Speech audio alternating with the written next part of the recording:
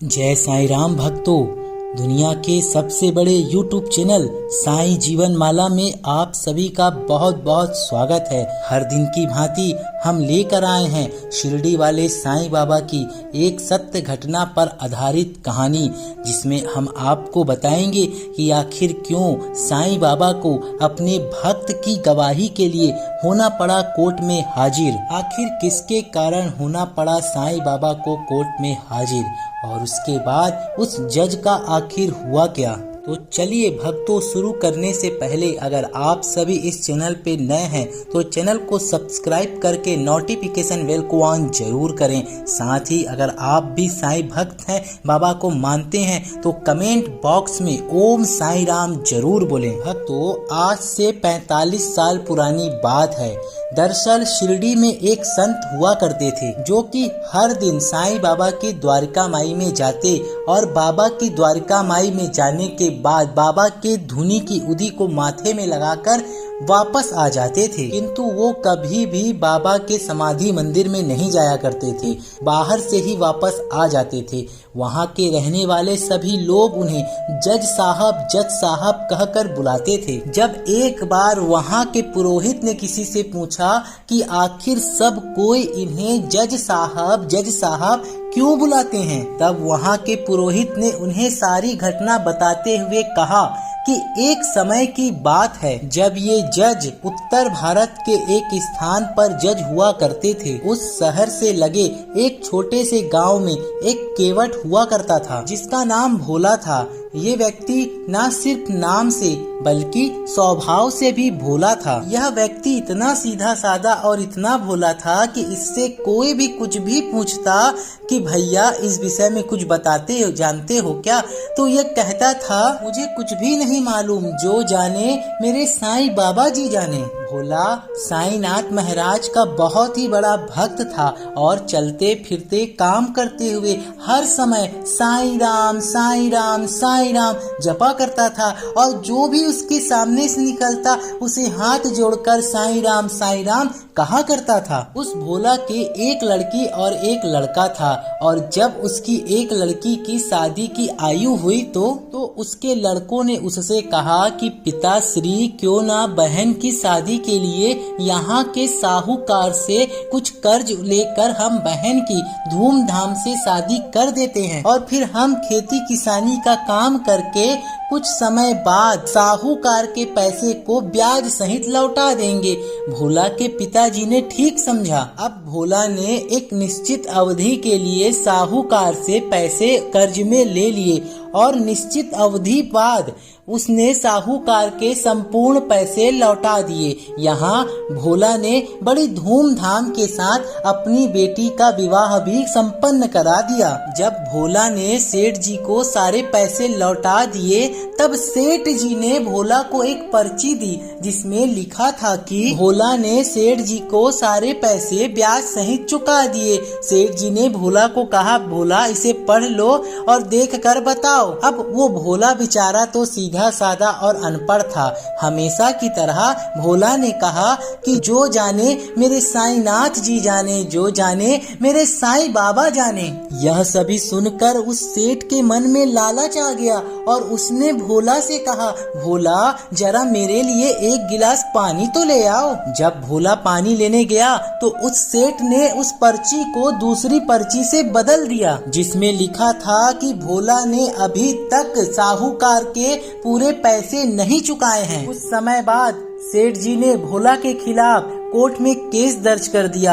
जब जज साहब ने भोला से पूछा, तब भोला ने वो पर्ची दिखाई जो सेठ जी ने उसे दी थी, जिसमें लिखा था कि भोला ने अभी तक सेठ जी के साहूकार जी के पैसे नहीं लौटाए हैं। जब जज साहब ने भोला को उस पर्ची में क्या लिखा है बताया, तो उसे सुनकर भोला जोर जोर से वहीं पर रोने लगा। फिर हमेशा की तरह भोला ने कहा कि मैं कुछ भी नहीं जानता, जो जाने मेरे साईं बाबा जाने। भक्तों, वो जज बहुत ही दयालु था। जब कोर्ट की कार्यवाही समाप्त हो गई तब उसने उस भोला को बुलाया और पूछा कि भोला, तुम्हारे सिवा वहाँ पर जब तुमने साहूकार को पैसे लौटाए थे, क्या कोई और भी वहाँ पर मौजूद था? तब भोला ने जवाब दिया कि हम दोनों के सिवा वहाँ पर सिर्फ और सिर्फ मेरे साईं बाबा जी थे और कोई भी मौजूद नहीं था। जज साहब को लगा कि लगता है ये गांव में रहने वाला कोई व्यक्ति रहा होगा। भक्तों, मैं आप लोगों को बता दूं, उस समय साईं बाबा की चर्चा ज्यादा नहीं थी, कोई भी नहीं जानता था साईं बाबा को, इसलिए उस जज ने भी नहीं जाना कि साईं बाबा कौन है। फिर जज साहब ने सोचा कि ये व्यक्ति तो बहुत भोला है, क्यों न मैं ही इसकी मदद कर देता हूँ और उस साईं बाबा के नाम चिट्ठी लिखकर उसे कोर्ट में गवाही के लिए बुला लेता हूँ। और फिर जज साहब ने साईं बाबा के नाम की चिट्ठी भेजी। पोस्टमैन साईं बाबा की चिट्ठी लेकर गांव की ओर निकल पड़ा। वो पोस्टमैन घूमते घूमते परेशान हो गया, क्योंकि उस गांव में साईं बाबा नाम का कोई व्यक्ति था ही नहीं। फिर अंत में पोस्टमैन को एक व्यक्ति ने बताया कि यहाँ पर पास में साईं बाबा जी का एक छोटा सा मंदिर है, हो सकता है कि ये चिट्ठी वहीं की हो जहाँ भोला रहता है। फिर पोस्टमैन ने मंदिर के पुजारी को वो खत को पकड़ा दिया। जब पंडित ने वो चिट्ठी को खोली और देखा और बोला कि बाबा, जब आपने इस चिट्ठी को मंगवा ही ली है तो मैं इसे रख लेता हूँ। और फिर उस पंडित ने पोस्टमैन से चिट्ठी लेकर हस्ताक्षर कर दिया और उस चिट्ठी को बाबा के चरणों में रख दिया। और पंडित जी ने भावुक होकर बाबा जी से प्रार्थना की कि हे साईं बाबा, आपके सिवा इस भोला का इस संसार में कोई भी नहीं है, अब आपको ही करना है जो कुछ करना है। और जब अदालत में कोर्ट में गवाही की तारीख नजदीक आई तब उस पंडित ने उस भोला को समय से पहले ही शहर भेज दिया ताकि वो समय से पहले कोर्ट में हाजिर हो जाए। और फिर उस दिन प्रातः जल्दी उठकर पंडित ने साईं बाबा को वस्त्र अर्पण कर जल्दी जल्दी तैयार कर दिया और फिर बाबा की आरती करने से पहले वस्त्र पहनाकर बोला कि बाबा, आपको मैंने जो वस्त्र पहनाया है वो ही आपके लिए अच्छा है, अब आप जल्दी तैयार हो जाएं और कृपा करके बाबा आज आप अदालत में जरूर जाएं और उस भोला की मदद करें। भक्तों, भक्त तो भावुक होते हैं और उसने भी ऐसे भावुक होकर बाबा से प्रार्थना की।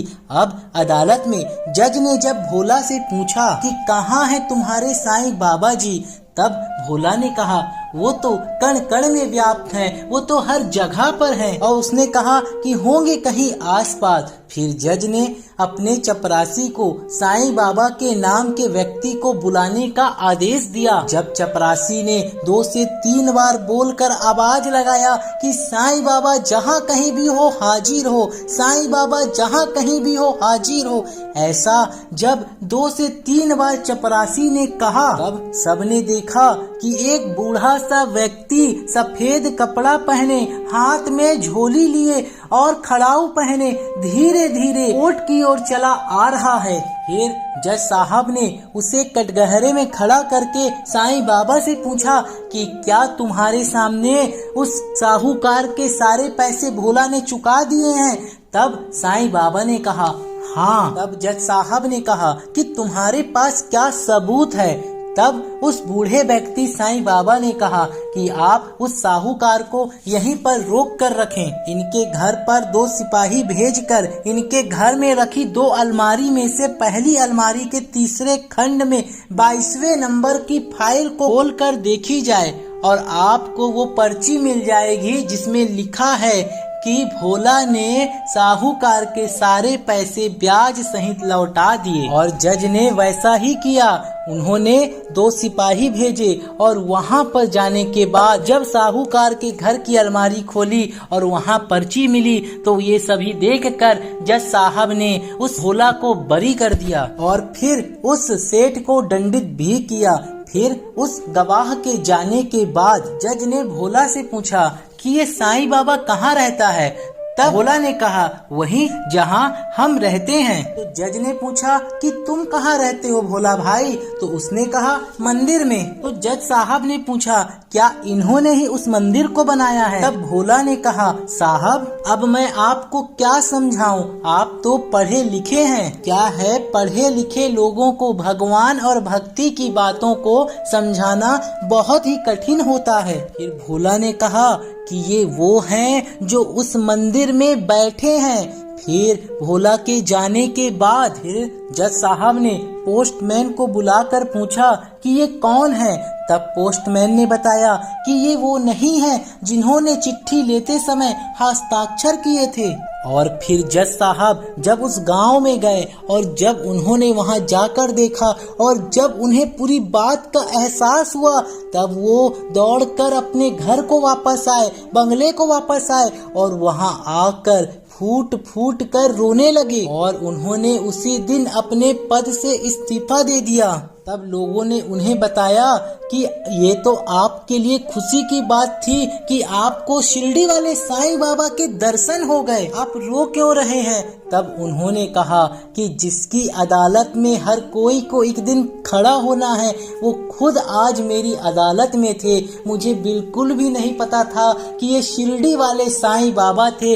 मैंने थोड़ा बहुत इनके किस्से सुने थे, इनके चमत्कार सुने थे, लेकिन मुझे बिल्कुल भी अंदाजा नहीं था कि आज साक्षात शिरडी के साईनाथ महाराज मेरी अदालत में आएंगे। और तो और वो खड़े थे और मैं उनके सामने बैठा हुआ था। ऐसा कहकर वो जोर जोर से रोने लगे। फिर वो जज साहब अपने पूरे पद से इस्तीफा देकर शिरडी के साईं धाम में आकर रहने लगे और फिर साधु और संत का जैसा जीवन बिताने लगे। वो हमेशा साईं बाबा की द्वारका माई में जाते और बाबा की विभूति को लगाकर वहां से वापस लौट जाते और वो अक्सर खड़े रहते थे। उनका कहना था कि बाबा के आगमन पर जब वो खड़े थे तो मैं बैठा हुआ था, इसलिए मैं खड़ा ही ठीक हूँ। उनका यह भी कहना था कि मैं किस मुंह से बाबा के दरबार के अंदर जाऊं, इसलिए मैं बाहर से ही आ जाता हूं। तो भक्तों, साईं बाबा की ऐसी सत्य घटना का टारगेट हमने 1 लाख लाइक रखा है और हमें पता है कि आप भक्तों की कृपा से ये 1 दिन में ही पूरा हो जाएगा, क्योंकि आप इस पर सोचेंगे नहीं, सिर्फ साईं बाबा का नाम लेकर आप लाइक बटन को दबा देंगे। और तो और कमेंट बॉक्स में आप सभी यह जरूर लिखेंगे कि जो जाने साईं बाबा जाने। और अगर आप बाबा से प्यार करते हैं, साईं बाबा को मानते हैं, बाबा के आपके चमत्कार के किस्से हैं, आपके साथ भी बाबा ने दिखाए हैं अनोखा चमत्कार, तो आप ज्यादा से ज्यादा इस वीडियो को शेयर करें कि हर घर में साईं आए और हर घर में बाबा की लीला जगे और सभी भक्तों का बाबा भला करे। क्योंकि बाबा ने कहा था, कौन छुएगा उसकी परछाई, जिसको बचाने वाला शिरडी का साईं, शिरडी का साईं, शिरडी का साईं। ओम साईं राम।